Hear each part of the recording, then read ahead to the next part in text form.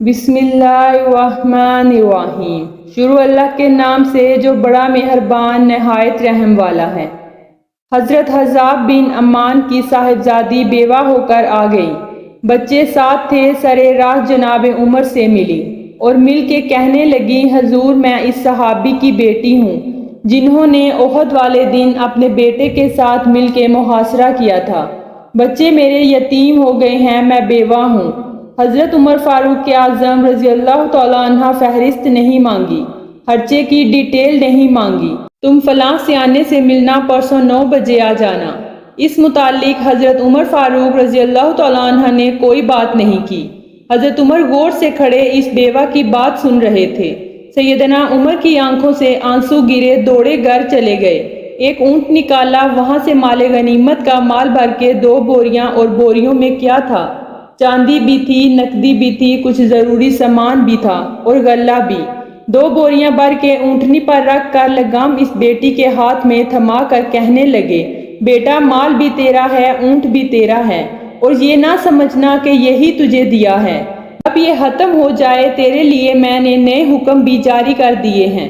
ایک شخص نے کہا، حضور ایک بیوہ کو کچھ زیادہ ہی نہیں دے دیا؟ یہاں لوگ سیاسی تقسیم کرتے ہیں، تھوڑا تھوڑا آپ نے ایک ہی خاتون کو دے دیا۔ تو حضرت عمر فاروق رضی اللہ تعالیٰ عنہ ناراض ہو گئے، فرمانے لگے، تجھے تیرے ماں روئے۔ میری نظروں میں آج بھی وہ جلوہ موجود ہے جب اس کا باپ اور بھائی میدان احد میں کافروں کے خلاف لڑائی کر رہے تھے۔ آج تک میری نظر میں موجود ہے۔ تم کہتے ہو زیادہ دے دیا۔ اولاد کسے پیاری نہیں ہوتی؟ بچوں کو دیکھ دیکھ کر دلوں کو سکون ملتا ہے، انسان کی طبیعت حشاش بشاش ہو جاتی ہے۔ حضرت عمر فاروق رضی اللہ تعالیٰ عنہ وظیفہ لگانے لگے۔ حضور نبی کریم صلی اللہ علیہ وآلہ وسلم کے گھر میں خدمت کرنے والے اسامہ بن زید کا وظیفہ ڈبل لگایا اور اپنے بیٹے اسامہ کا وظیفہ سنگل لگایا۔ تو حضرت اسامہ کہنے لگے، ابا جی میں تو ہجرت بھی کی ہے، جہاد بھی کیا۔ اسامہ تو ان دونوں بچے تھے۔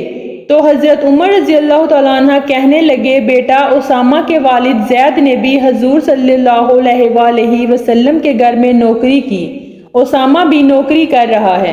حضرت عمر کی شان کیا ہے یہ زمانہ جانتا ہے۔ پھر بھی حضرت عمر رضی اللہ تعالیٰ عنہ فرمانے لگے، تم نے اپنے باپ کے ساتھ ہجرت کی، فرمایا ان کی خدمت زیادہ ہے حضور نبی کریم صلی اللہ علیہ وآلہ وسلم کے گھر میں، لہٰذا ان کا وظیفہ بھی زیادہ ہوگا۔ ایک دفعہ چادریں آئیں مال غنیمت میں ڈھیر ساری۔ حضرت عمر فاروق رضی اللہ تعالیٰ عنہ نے صحابہ کرام کی ازواج میں اور صحابہ میں تقسیم کر دی۔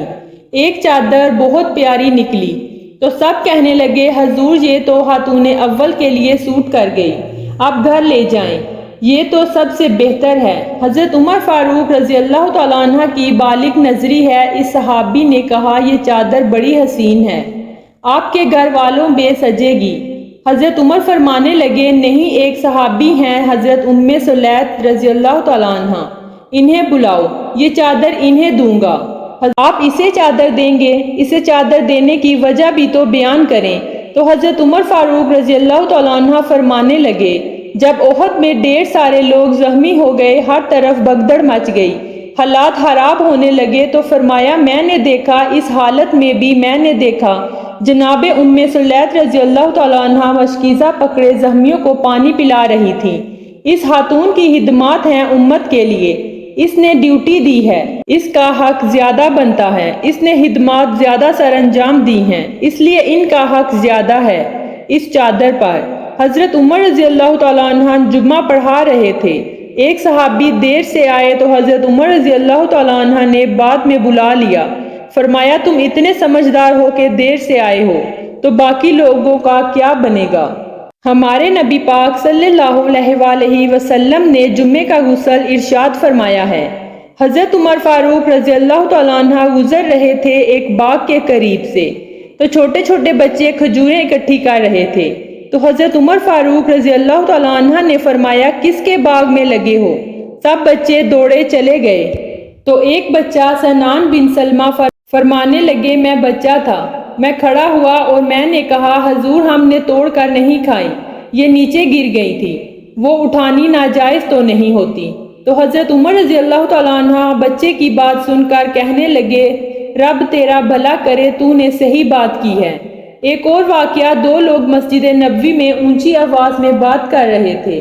حضرت عمر فاروق رضی اللہ تعالیٰ عنہ نے ان دونوں لوگوں کو بلایا اور کہنے لگے کہاں کے رہنے والے ہو؟ کہاں سے آئے ہو؟ وہ کہنے لگے ہم طائف سے آئے ہیں۔ فرمانے لگے تمہیں پتہ نہیں نبی پاک کی مسجد ہے، تمہیں پتہ نہیں یہاں اونچی آواز نہیں کرتے۔ پھر فرمایا اگر تم مدینے کے رہنے والے ہوتے تو میں تمہیں کوڑے مارتا، سزا دیتا۔ تمہیں پتہ ہونا چاہیے مسجد کا ماحول کس طرح کا ہوتا ہے۔